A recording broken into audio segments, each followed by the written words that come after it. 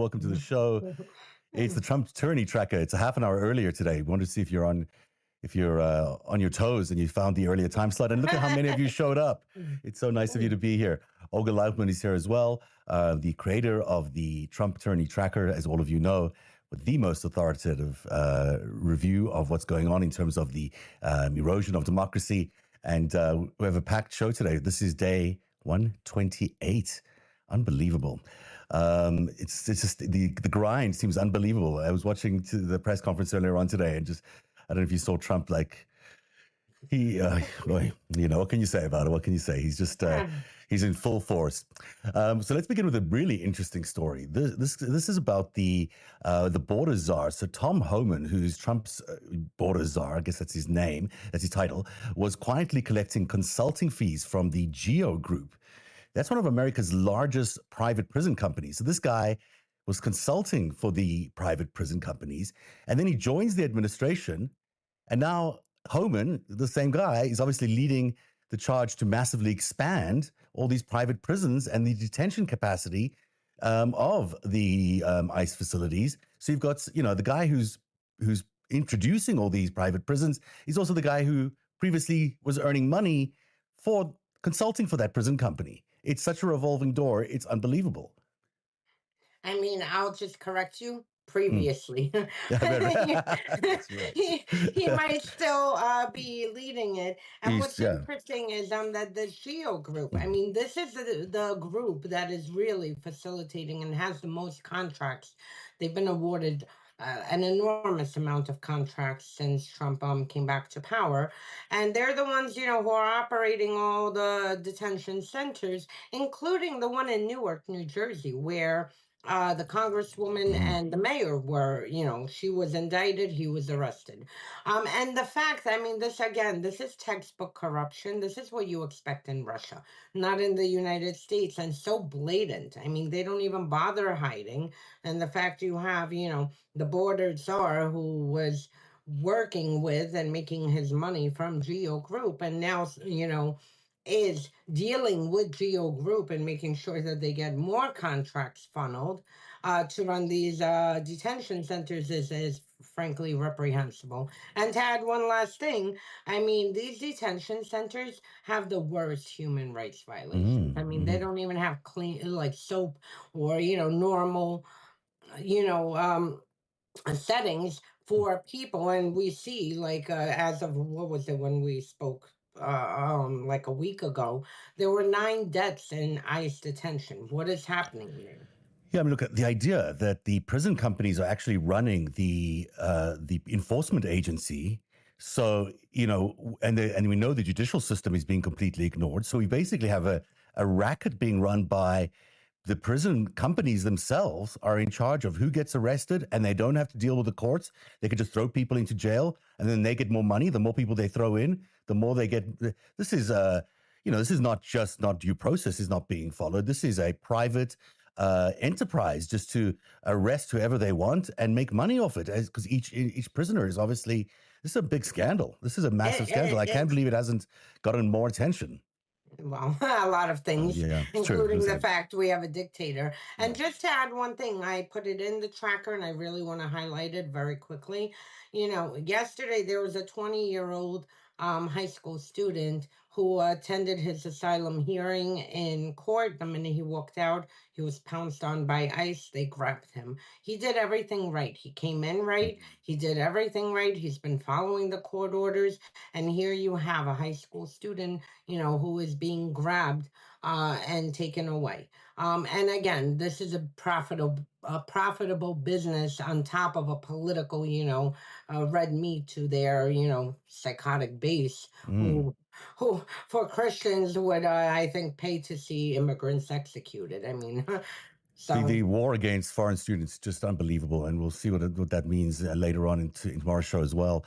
The other part of the authoritarian purge that keeps happening in Washington is in the legislative branch and the executive branch. It's a 30-year veteran of the Bureau of Land Management who was escorted out by security after he was told his staff to ignore an unauthorized Doge-backed memo freezing internal job moves. So this is obviously formerly Elon Musk's operation. Maybe it still is his operation. They're systematically removing civil servants who resist illegal or extreme directives. So this guy was just presumably for good reason saying, you don't have to follow this particular directive. And he was marched out by security officials. I mean, would you follow directives from big balls? Well, no, I But wouldn't. But still, it's. I mean, does Doge really have this kind of authority to not only remove civil servants, but then also to remove people who are questioning that? I mean, it seems incredibly powerful without any recourse. sorry, I'm No, distracted no for a worries. second because my headphones keep popping up, even though I don't want them on. It's one of those Oh days. my It's one of God. those days. Technology is all over the place for me too I'm today. telling you, it's like attacking my phone, my head, whatever, wireless headphones. Anyway, look, this is again, it's disgusting. It's the government, all the agencies are being hijacked by Trump, his loyalists, and these Musk operatives who are hackers and like very questionable characters who did never received any vetting and are just got thrown in there are now and have been not only now have been taking senior leadership out who are following the law. And if they refuse to follow the law, you have some big balls coming in and escorting you out of the building. Hmm. And this goes to the bigger thing, and this is something I'm going to write an article later today. And we need to hammer this point home because the media is, selling us fairy tales. Oh, Musk left and he is back to focusing on his businesses and that's it. And he's out of government and out of politics and whatever. No, he's not. Every single agency has his operatives installed. They are all there. And as a result, Musk doesn't have to physically be there because he set up the apparatus, not only with AI technology that they, installed everywhere and are collecting all the data, but also with his operatives. And here is a perfect, case in point that you have one of his operatives, who are giving orders to a senior leader. And if he refuses to follow these orders because they are illegal, he gets fired and, purged and escorted out of a building. The amount of fear and intimidation being introduced into the civil service is just unbelievable. I mean, these people are, there to protect the parks of America. They're not there to face off with these operatives from Doge, and yet this is their reality right now. They have to, basically defend their territory and defend their staffers against these people who are not qualified to be doing any of this with no oversight. And it's just unconscionable. So no wonder so many people are leaving the civil service, because who wants to stay in that environment where there's so much fear and intimidation that you can't do your job? The other interesting thing that's happening is, as you pointed out in the tracker, is that ICE, just going back to them, is building a mass surveillance network using private companies and unofficial arrangements. According to 404 Media, ICE has been conducting thousands of searches through Flock Safety. That's a nationwide license plate camera network since the inauguration. Despite having no official contract, they're accessing the surveillance system through local police favors, but they're searching for ICE warrants. So it's pretty specifically an ICE thing, and illegal immigration targets. This represents the quiet construction of authoritarian infrastructure and really is. I should not be accessing this kind of data, and especially on a favor basis. Why are local police doing that? You know what differentiated? I have to use past tense, sadly. The US from countries like Russia or China, that we actually have everything documented. We have everything, everyone is held accountable. The police and various law enforcement have insignia so we can identify who they were. I mean, have a car accident. It could be the most minor thing, and the police come with a whole book of paperwork that they fill out. I mean, this is the point, and the fact that now you have these people off the grid. Carrying out these surveillance tactics with companies through favors. This is what happens inside of Russia, where things are happening, nothing is written down because it is illegal. And, this is just another case. And again, right now, as we keep saying, immigrants and international students are the test. This is being tested on them for us. So, I mean, right now they're looking for immigrants, and to disappear because there's no due process. But I mean, what stops them from next year or later on this year putting in my license plate number and having track all my movements around what I'm doing, who I'm meeting with, where I'm going, and whatnot. And this is, a very dangerous line we're crossing because if they want to use this, it should be really documented on the website showing this is one of our partners that we work with, and there needs to be reports, and Congress is supposed to be oversight for this illegal things, and Congress is non-existent. Yeah, I think it's even worse than that. I mean, my reporting, as we've been trying to put together what's really going on in Doge in terms of surveillance, is that they're actually also tracking your phone IP locations. And so they can not only identify your social media, your tax records, your treasury records, they can actually geolocate you and then cross-reference that with a network of cameras and do face ID on you and identify you in a specific location anywhere in the world, or at least in America. And so if they're after you, if they want to get you, they will get you by just identifying you through the system that they're building. And this is the frightening thing. I write about it in the New Feudalism on Narativ.org. If people want to check it out, they really should. It's growing into quite a multi-part series where we just looked at all these surveillance data and capability that Doge has been building. And it's really frightening. I mean, it's beyond, just license plate numbers. It's everything in one database, searchable with just one system. So no matter who you are, if you've got access to that system, and a lot of people will, they can do searches to find out whether it's it doesn't matter who you are. They could be, maybe you want to find out what your ex-wife is doing. Maybe you want to find out what your ex-business partner is doing. Maybe you want to take someone out. Easy to do if you know exactly where they're located through their IP addresses and their geolocation through your phones. It's very, very, very scary what they're doing over there. Worse, I mean, you have, like I keep saying, Big Balls, because this is really his name. I mean, you have him, someone like him who has access to all our information, and someone, a few people mentioned Palantir. Absolutely. You have Palantir operatives now embedded also. Musk moved them in the surveillance state that they were building in February, March. And yes, you have, a surveillance state being built. And I mean, frankly, it's something we need to push back on. And that, aforementioned Big Balls, of course, his grandfather, I think, was a former KGB spy. So, it's not just a Doge surveillance, American surveillance issue. It could be a foreign surveillance issue that we're facing. And that's a whole other level of concern. It really is quite challenging. There's also a lot of intimidation going on in the world of the judicial system. Trump's attacks on judges are generating real world violence. There's new U.S. Marshal data that came out that shows that the threats against federal judges have spiked dramatically since Trump's return. So there's 162 judges who were targeted from March the 1st to April the 14th alone, more than double the previous 5 months. So that's incredible that in 1 month they had more than double the previous 5. The surge directly correlates with Trump's escalating public attacks on judges. This is a very bad sign. Yeah, it is. Honestly, it's horrific what is happening. And, never in my life did I think I'd be defending judges because, frankly, I don't like judges anytime I faced off with them. But on, a bigger thing, look, this is one of the last checks on Trump. Congress has checked out. They're just a rubber stamp. Democrats don't have enough power. I mean, they're using the levers they have to stall things, but they can't really stop things.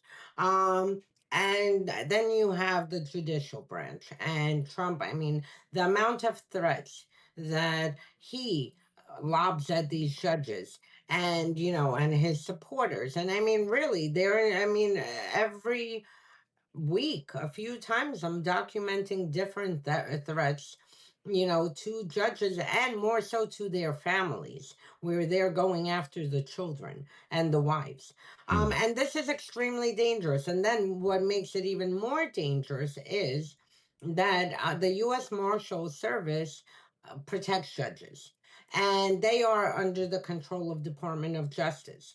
And this, I think, I mean, correct me if I'm wrong, and but at least in modern history, this is the first time that you have judges, including Roberts, Chief Justice Roberts, who are thinking about creating their own judicial law enforcement arm because they don't trust that the U.S. Marshals will protect them. Because you have a Pam Bondi who's going to say, nope, we don't need to, put resources on protecting this judge from a death threat or from an assassination attempt or from threats to his children or her children. And I mean, this is really where, I mean, people keep asking, are we in an institutional crisis?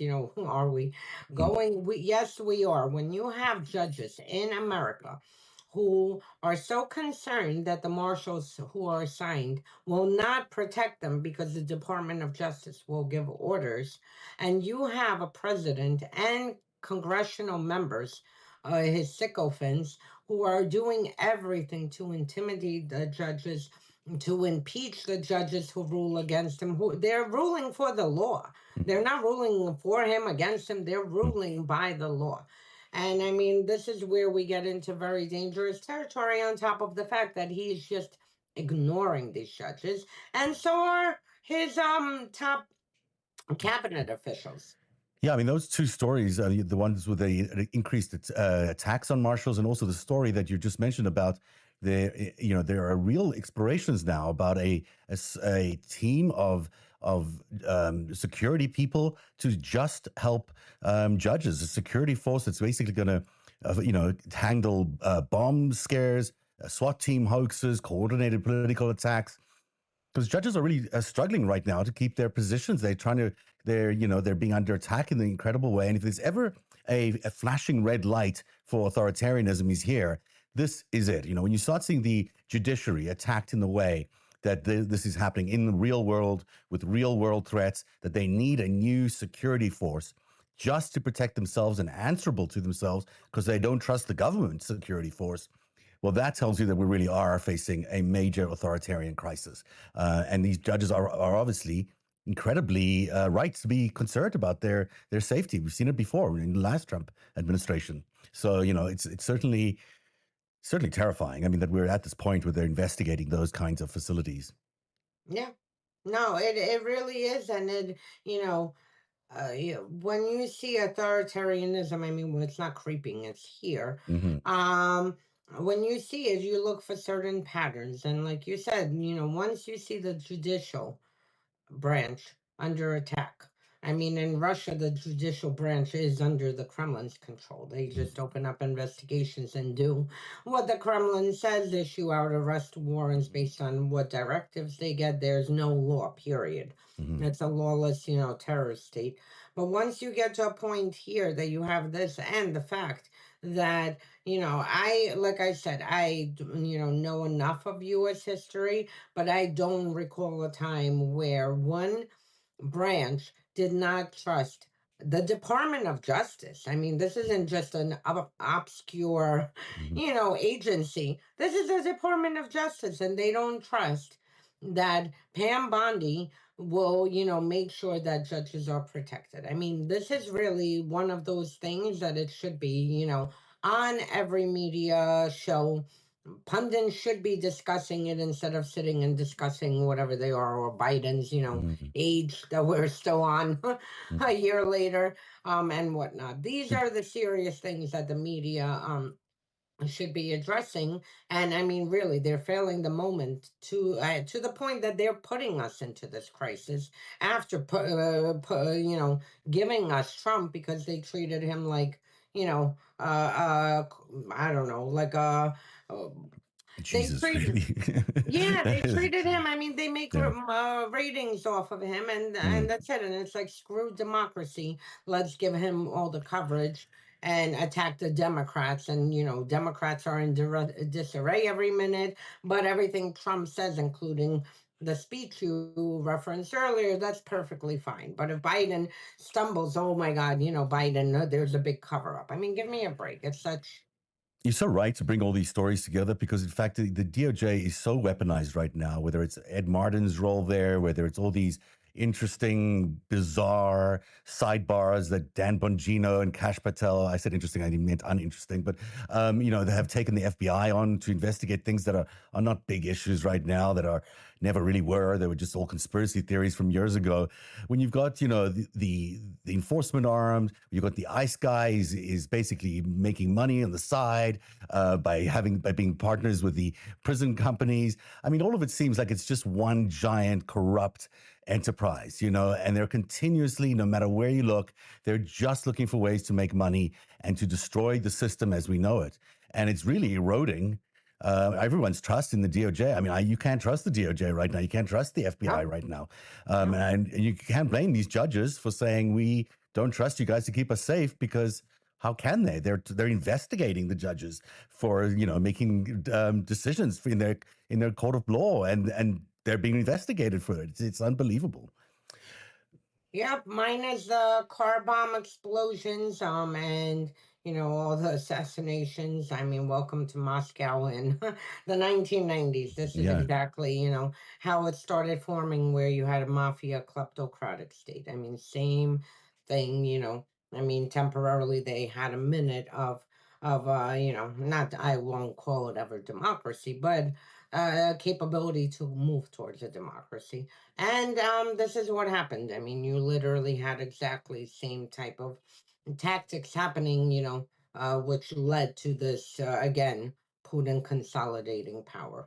This is exactly the kind of stuff we're going to be talking about next Tuesday at 8 p.m. when you and I are doing our first Authoritarianism 101 seminar, where we're going to look at all this kind of stuff that revolves what makes authoritarianism. But also in the first episode of the first seminar, we're going to be focused on resistance and how resistance takes shape, and what form of resistance you can help with or form yourself, or at least be educated at all the different forms of resistance that you can do when you're facing an authoritarian state. So that's for paid subscribers. So unfortunately, you have to be a paid subscriber, but we deserve it. And absolutely, it'll be a very informative hour. So at 8 p.m. next Tuesday night, Olga will put out the details soon. But just as you were talking about it, I was like, this is exactly the kind of information, your experience with what happened in Russia, your experience with what happened in Ukraine, my experience with what happened in South Africa. We can really paint a picture for you of where we're heading into and how you can resist it and how you can deal with it, because there's a lot of change coming to America in the next few years. Yep, absolutely. And that's the Trump Tyranny Tracker for today.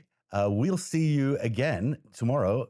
But you're coming up in just in a short while as well with another event. Yeah, I'm having a Zoom event with Julie. And we are, it's going to be one of those town halls where we discuss everything that is happening here and what we can do, and well, everyone should check that out. That's Olga's Zoom event that's coming up, and you should also check out the Trump Tyranny Tracker.substack.com. Don't forget to subscribe and become a paid subscriber. Feudalism system. Yes, and absolutely. Check out the new feudalism series that's on narativ.org, narativ.org.